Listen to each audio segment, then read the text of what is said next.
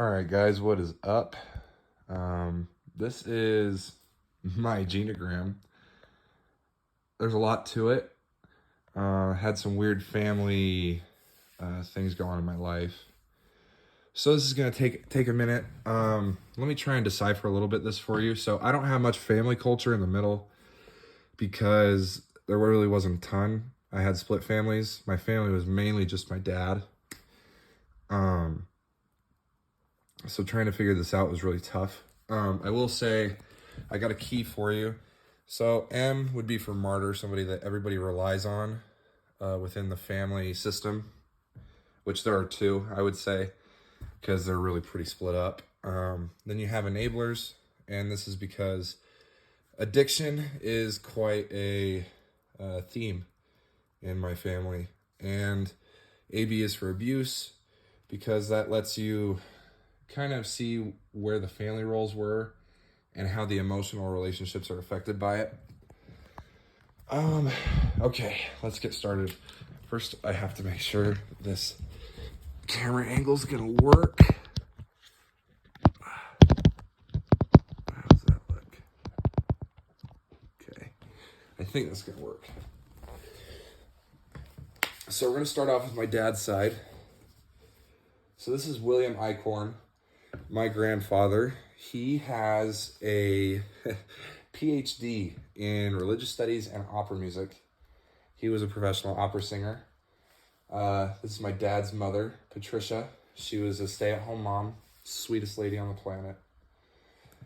They got married and had my dad, Dave, and his sister, Nicole. My dad started off with having an engagement with my brother's mother, Eve. That then led to my half-brother, Chance.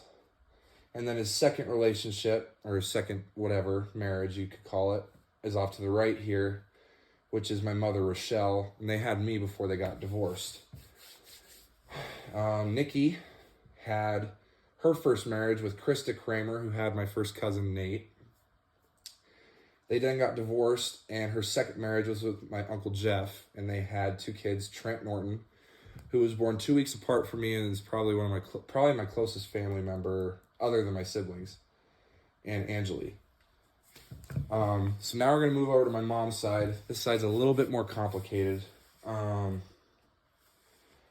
This is my true grandpa, Charles Shehay. He passed away while my mother was in the womb. This is Marcia Braden, my grandmother. As you can see, she has an M and an E in here, which means she's a martyr. She's also an enabler, which we'll get into in a minute.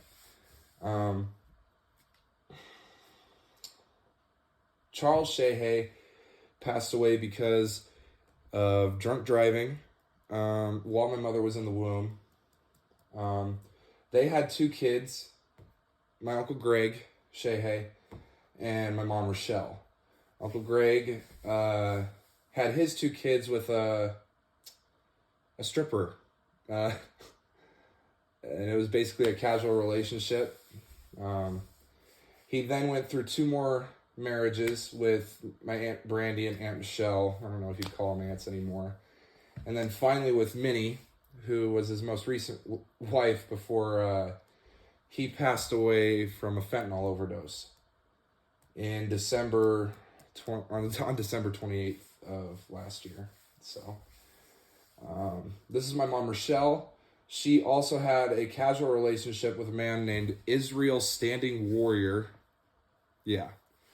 And they had my half-sister, Taylor Shehay. She then married my dad, Dave, and had me, and they got divorced. And then married a guy named Ty, and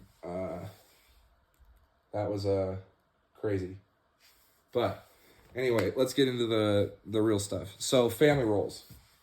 All right, we're going to talk a little bit on my dad's side. So family role wise, this is a pretty traditional like family role, like old school family roles. The man was the provider. The woman was the caretaker. My grandpa made the money. My grandma took care of the kids. And like some of the older cultures, the men in the family took the brunt of, I don't even know what you'd call it, the brunt of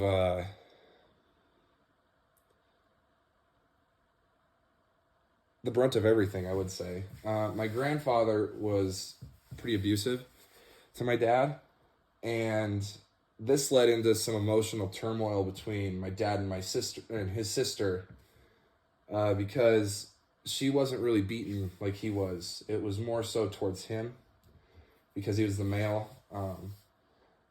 So that starts like my first emotional triangle I wanted to talk about was between my grandpa, my grandma, and my dad. My dad clinged to my grandma because my grandpa was abusive. But my grandma also used that to her advantage and was quite emotionally manipulative towards my dad, which shows off in a lot of his parenting styles today. A lot of guilt, a lot of guilting, things like that. Still great people. And my grandpa has changed his ways and made the past the past. Another sorry, I'm reading my notes here. So family roles. Okay. This family role is completely misstrued because of loss.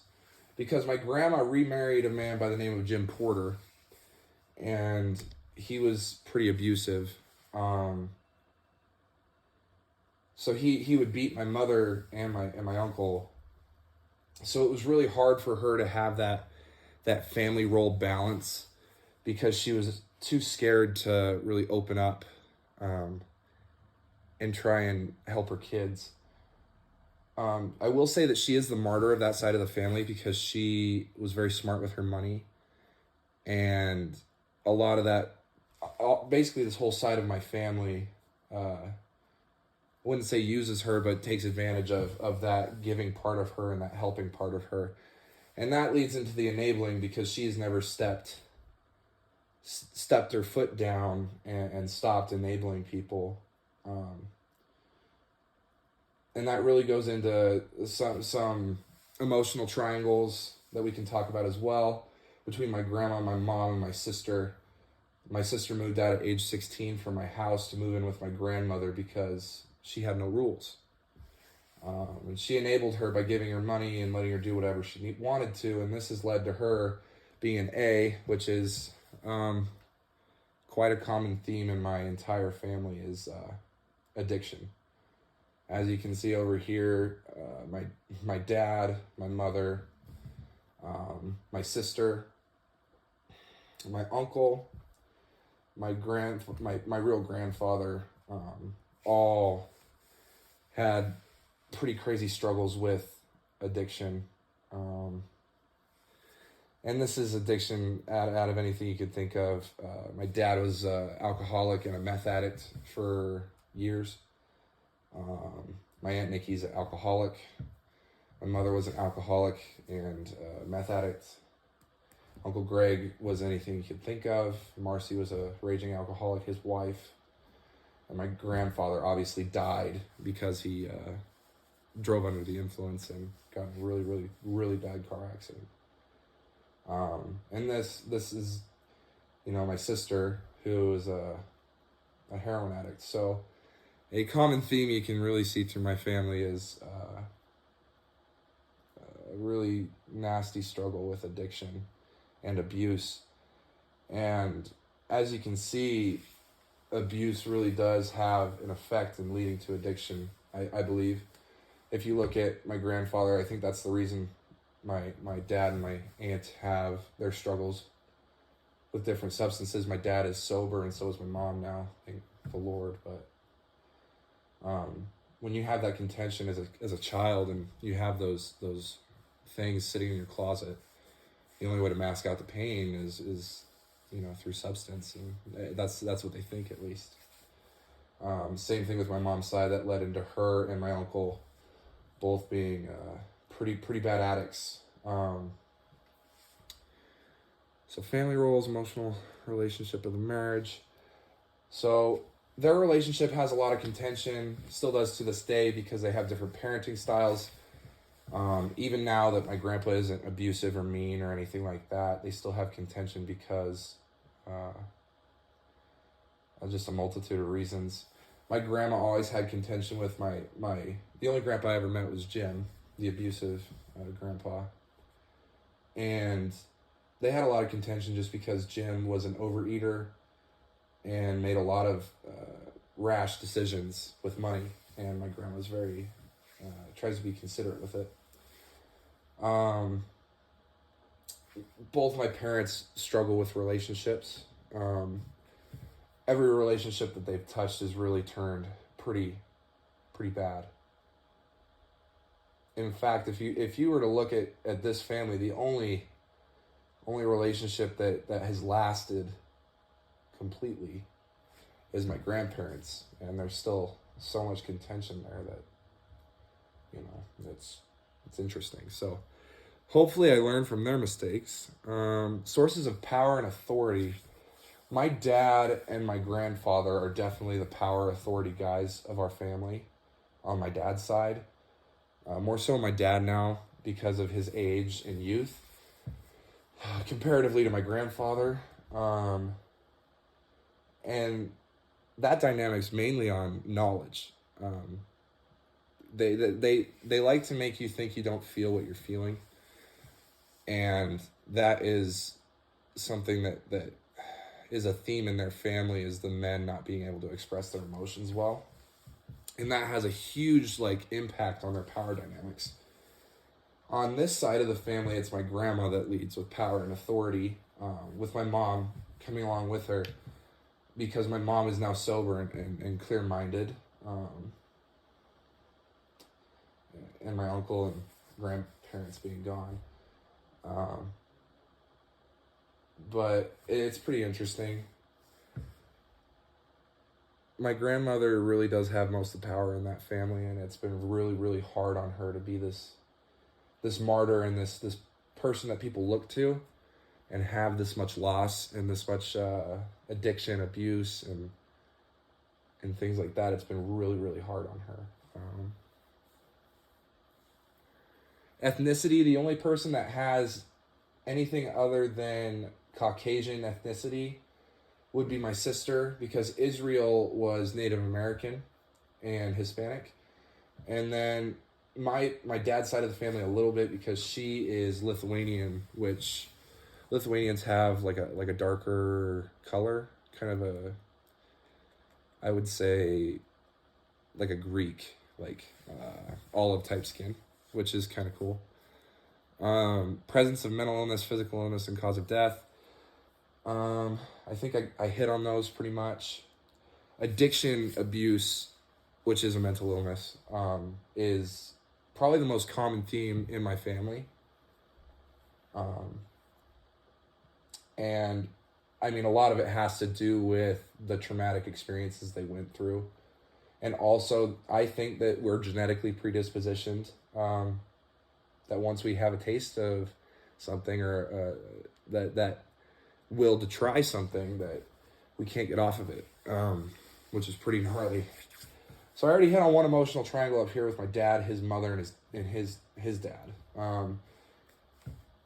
So my parents split up at a young age. I didn't live with my brother or sister at the time. So there was a lot of contention between my dad, my mom, and me in this emotional triangle, right? And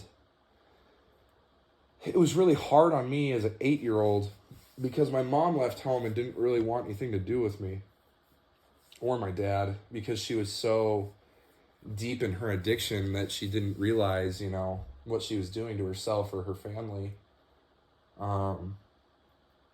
So it was really, really difficult to try and, between my dad, me, and her, to help me understand what was going on and how things were, because he wanted to protect my emotions by not telling me what she was going through. And she cut off communication, which obviously turns into this huge cluster, because then she'd communicate with him, he'd communicate to me. And it was just, it was a really hard time, because an 8-year-old really shouldn't have to go through that. Yeah. So in a nutshell, my family's got a little bit of interesting stuff going on. Yeah. I would say one thing though, my dad was able to show me the ropes of what a family should look like through description and through a few other things. And he did teach me, what not to do, because I was the only person there for my dad as well. So a lot of his venting went on to me. So I was able to learn from that. And I really do appreciate all that from him. Levels of education. All right, I can hit on that just a little bit more before I go. My grandpa is the most educated out of all of my family. Me, Nate, and Trent, and probably Angeli, she's still in high school. Us three are going to be the most educated out of my entire family of origin. My mom was a high school dropout. My grandmother graduated high school.